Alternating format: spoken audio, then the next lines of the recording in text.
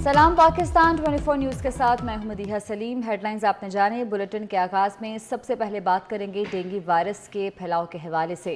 कराची में dengue virus तेज़ी से फैलने लगा है। 24 घंटों में 104 केसेस रिपोर्ट हुए हैं। आपको बता रहे हैं कि डेंगू वायरस बेकाबू होता जा रहा है और ये तेज़ी से अब फैलने लगा है। कराची की सूरत हाल ये है कि यहाँ पर डेंगू वायरस तेज़ी से फैला है और गुज़श्ता 24 घंटों में 104 केसेस रिपोर्ट हुए हैं। डेंगू वायरस से सबसे ज़्यादा ज़िला शर्की मुतासिर हुआ है, जहाँ पर 45 मरीज़ गुज़श्ता 24 घंटों में रिपोर्ट हुए हैं।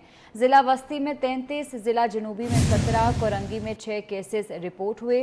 कराची में 1 सितंबर से अब तक 622 केसेस रिपोर्ट हो चुके हैं।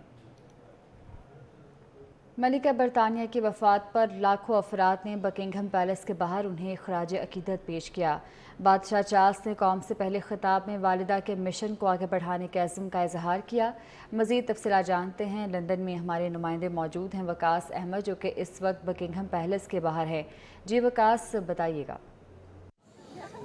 मलिका बरतानिया के इंतकाल के शोक का आज पहला रोज़ था और आज पहले रोज़ भी लाखों की तादाद में लोग जो थे वो बकिंघम पैलेस पहुँचे। लोगों ने अपने जज्बात का इजहार किया, गुलदस्ते वहाँ पे रख के, पोस्ट कार्ड वहाँ पे रख के, और लोगों की आमद का सिलसिला तब शुरू हुआ था जब मलिका बरतानिया के इंतकाल की खबर नशर हुई थी। तब से लेके आज तक और अभी तक मौजूदा जो सूरत हाल है वो बिल्कुल वैसी की वैसी है। लोगों की तादाद में इजाफा हो रहा है मुसलसल। इसी तरह से तवक्को ये की जा रही है कि कल जो इतवार के रोज़ मलिका बरतानिया की जो मैयत है वो स्कॉटलैंड से लंदन बकिंघम पैलेस लाई जाएगी, वहाँ पर पब्लिक के लिए रखी जाएगी ताकि लोग उनका आखिरी दीदार कर सकें। इसके साथ साथ आज लंदन में house of parliament, house of Lords के इजलास भी मुनक्किद हुए, जहाँ पर MPs ने और लॉर्ड्स ने ज़बरदस्त अल्फाज में मलिका बरतानिया को खराज अक़ीदत पेश किया गया और उन्होंने इस अज़्म का भी इजहार किया और उम्मीद का भी इजहार किया कि जो नए बादशाह हैं वो मलिका ने जिस तरह से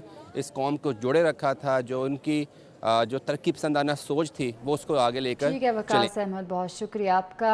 मलिका बरतानिया के इंतकाल के बाद शाही ख़ानदान और मलिका से इज़हार मोहब्बत के लिए बरतानिया समेत दीगर ममालिक के शहरियों की बकिंघम पैलेस आमद का सिलसिला जारी है।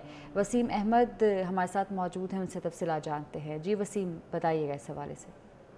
जी, मलिका बरतानिया 96 वर्ष की उम्र में गुज़िश्ता रोज़ इंतकाल कर गई थी और आज बरतानिया के अंदर सरकारी तौर पर जो 10 से 12 रोज़ का शोक था उसका आज पहला दिन था, जिसमें शहरी जो थे सिर्फ बरतानिया के नहीं बल्कि दीगर ममालिक के जो शहरी हैं वो यहाँ पर आकर मलिका बरतानिया से अपनी मोहब्बत का इजहार कर रहे हैं। मुख्तलिफ अंदाज में यहाँ पर फूल और दीगर कार्ड जो हैं वो यहाँ पर रख रहे हैं। बकिंघम पैलेस की जो आउटर वॉल है उसके साथ यहाँ पर हमारे साथ लोग मौजूद हैं, उनसे बात करते हैं। उनका जो क्वीन एलिज़ाबेथ थी उसके हवाले से उनका क्या कहना है, इसके साथ साथ जो नए आने वाले किंग हैं उनका इस हवाले से क्या कहना है, उनसे क्या उम्मीदें वाबस्ता हैं। Brother, first of all, what you say about queen? I think coming from an American, she was just such a great leader. She was so strong of a leader and also very peaceful in the way that she did it. So just so much respect for her from overseas. बिल्कुल, यहाँ पर जितने भी शहरी हैं जो कि बरतानिया से हैं या दीगर शहरों से हैं, उनका यही कहना था कि मलिका बरतानिया की जो खिदमात हैं इंसानियत के लिए वो लाजवाल हैं और नए जो बादशाह हैं चार्ल्स, उनसे लोगों की उम्मीदें यही हैं कि वो अपनी माँ के नक्शे कदम पर चलते हुए यही खिदमत का सिलसिला जारी रखें। ठीक है, बहुत शुक्रिया आपका। सदर मुमलिकत, वज़ीर आज़म, वज़ीर ख़ारजा और आर्मी चीफ ने बरतानवी हाई कमीशन का दौरा किया और मलिका एलिज़ाबेथ दोम की वफ़ात पर इजहार अफसोस किया। सदर आरिफ अलवी, वज़ीर आज़म शहबाज शरीफ, वज़ीर ख़ारजा बिलावल भुट्टो ज़रदारी और army chief general Qamar Javed Bajwa ने मेहमानों की किताब में ताज़ियती कलमात दर्ज किए। सदर मुमलिकत ने अपने पैगाम में कहा कि मलिका एलिज़ाबेथ दोम शाइस्तगी, तवाज़न और वक़ार की अलामत थी। उन्होंने बरतानवी अवाम और दौलत मुश्तरका के लिए शानदार खिदमात अंजाम दी। वज़ीर आज़म ने कहा कि ملکہ الزبیتھ دوم کی وفات برطانیہ کے لیے ناقابل تلافی نقصان ہے۔ حکومت پاکستان اور عوام کی جانب سے یہ شاہی خاندان برطانیہ کی حکومت اور عوام سے افسوس کرتے ہیں۔ وزیر خارجہ بلاول بھٹو زرداری نے لکھا کہ ملکہ الزبیتھ کی وفات برطانیہ ہی نہیں، دولت مشترکہ کے عوام کے لیے گہرا صدمہ ہے۔ اس موقع پر برطانوی ہائی کمشنر نے کہا کہ آن جہانی ملکہ اپنے دل میں پاکستان کے لیے ایک خاص مقام رکھتی تھیں۔ انہوں نے اپنے آخری پیغام میں پاکستان کے سیلاب زدگان کے ساتھ اظہار یکجہتی کیا تھا۔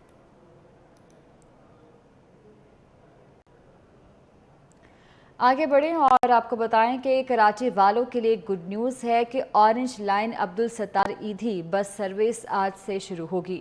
شہجل میمن کہتے ہیں کہ روزانہ ہزاروں شہری اس جدید پبلک ٹرانسپورٹ پروجیکٹ سے مستفید ہوں گے۔ سندھ حکومت بلاول بھٹو زرداری کے ویژن پر عمل پیرا ہے۔ شرجیل انعام میمن کہتے ہیں کہ اورنج لائن کراچی کے عوام کے لیے سندھ حکومت کا بہترین پروجیکٹ ہے۔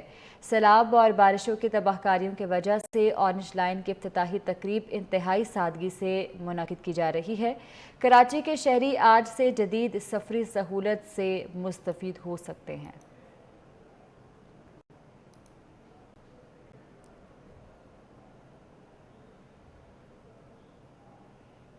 کراچی والوں کے لیے اچھی خبر ہے، orange line Abdul Sattar Edhi bus service کا آج سے آغاز ہوگا۔ روزانہ ہزاروں شہری جدید پبلک ٹرانسپورٹ پر سفر کر سکیں گے۔ ہمارے نمائندے دانیہ سید سے اس حوالے سے تفصیلات جانتے ہیں۔ دانیہ سید، بتائیے گا اس جدید پروجیکٹ کے حوالے سے۔ آج بالکل اس وقت موجود ہیں اورنج لائن بس منصوبے کے ٹریک کے اوپر، جس کا آج سے آغاز کیا جائے گا۔ اورنج لائن بس کو جسے عبدالستار ایدھی کا نام دیا گیا ہے، سندھ حکومت نے اس بس منصوبے کا آغاز کیا۔ تمام تر جو اس پہ اخراجات آئے وہ سندھ حکومت نے وہ ادا کیے ہیں۔ یہ ٹریک ہے، میرے کیمرامین فیصل اگر ناظرین کو مناظر دکھا سکیں کہ اورنج لائن بس منصوبہ عبدالستار ایدھی کو جس کا نام دیا گیا ہے، اس منصوبے کے تحت روزانہ 20 بسیں ہیں جو 20 بسوں کے تحت یہ منصوبہ چلایا جائے گا۔ روزانہ کے بنیاد پر سندھ حکومت کے مطابق 24,000 سے زائد افراد جو ہیں وہ کراچی کے علاقے اورنگی ٹاؤن سے میٹرک بورڈ آفس، جنا وومن یونیورسٹی جس مقام پر ہم موجود ہیں، ادھر سفر کر سکیں گے۔ سیلابی صورتحال کے باعث انتہائی سادگی سے اس اورنج لائن عبدالستار ایدھی بس کا ٹریک کا افتتاح کیا جائے گا، اور جو اورنگی ٹاؤن نازآباد کے جو رہائشی ہیں وہ اس سے مستفید ہو سکیں گے۔ اندازے کے مطابق روزانہ کی بنیاد پر تقریباً 24,000 افراد اس اورنج لائن عبدالستار بس ایدھی میں سفر کریں گے۔ تمام تر سہولیات فراہم کی جائیں گی۔ 20 بسیں ہیں، 64 افراد اس میں سفر کر سکیں گے، اور اس ٹریک کا آغاز، اس بس سروس کا آغاز آج سے سندھ حکومت کی طرف سے کراچی والوں کے لیے تحفہ فراہم کیا جائے گا۔ جی ٹھیک ہے، بہت شکریہ آپ کا۔ آگے بڑھے اور اب آپ کو بتائیں کہ سیلاب متاثرین سے اظہار یکجہتی کے لیے اقوام متحدہ کے سیکرٹری جنرل انتونیو گوتریس نے پاکستان کا دورہ کیا۔ National flood response coordination centre میں خطاب کرتے ہوئے انہوں نے کہا کہ پاکستان کو $30 ارب کی ضرورت ہے۔ عالمی برادری بھرپور مالی امداد کرے۔ وزیر اعظم شہباز شریف کا کہنا تھا کہ پاکستان اس وقت تاریخ کے سب سے بڑے سیلاب اور تباہی سے دوچار ہے۔ کروڑوں لوگ متاثر ہوئے ہیں۔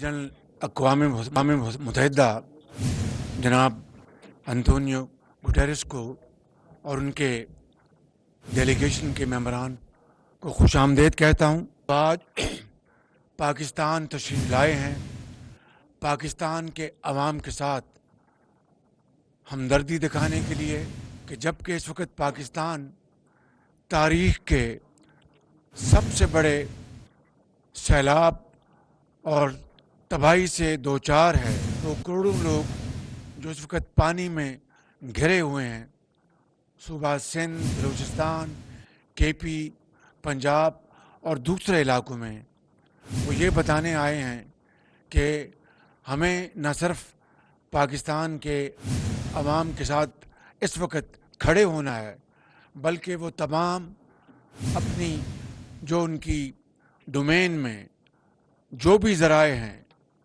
وہ ان کو عمل میں لائیں گے، اور پاکستان کی اس مصیبت کی گھڑی میں عوام کو ریلیف دلانے کے لیے، اور جو ہمارے پل हज़ारों सड़कें और ट्रांसपोर्ट सिस्टम, कम्युनिकेशन सिस्टम जो तबाह हो गया है, उसकी बहाली और मरम्मत के लिए जो कुछ भी इनसे बन पड़ा ये करेंगे। I am no stranger to Pakistan. This unprecedented natural disaster. There is no memory of anything similar to what has happened with this impact of climate change on Pakistan. And I want to reassure you that we'll do everything possible to mobilize the international community to support your country and to support all of you in this very dramatic situation. I see the families that lost their loved ones. I see the families that lost their houses. I see the families that lost their crops, that are living in desperate conditions at the present moment.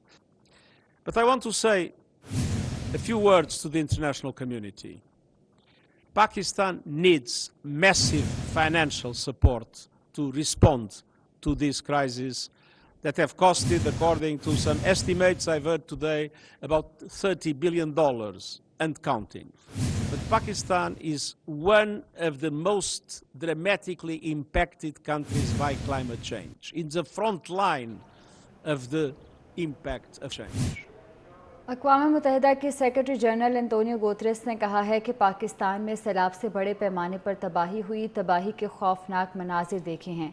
Pakistan को बड़े पैमाने पर माली इमदाद की ज़रूरत है। आलमी बरादरी पाकिस्तान की माली मदद करे। वज़ीर ख़ारजा बिलावल भुट्टो ज़रदारी के साथ प्रेस कॉन्फ्रेंस करते हुए उन्होंने कार्बन के अखराज को मौसमियाती तब्दीली की बड़ी वजह करार दिया। बिलावल भुट्टो ज़रदारी ने बताया कि सैलाब से हर 7 में से 1 शख्स मुतासर हुआ है। सैलाब ज़दा इलाकों में वबाई अमराज से निमटना बड़ा चैलेंज है। To express my deep solidarity with the Pakistani people over the devastating loss of life, human suffering, and physical damage caused by this year's floods, a product of the intensification of climate change. Some regions of Pakistan have just experienced their wettest August on record, and rainfall in some provinces was up to 8 times higher than usual. Climate change is there. And tomorrow I'll see the impact of the floods in different areas of the country. Developed countries must step up and provide Pakistan and other countries on the front lines with the financial and technical resources they need to survive extreme weather events like these deadly floods. Pakistan needs massive financial support for the relief and then for the recovery. I cannot shelter 33 million families.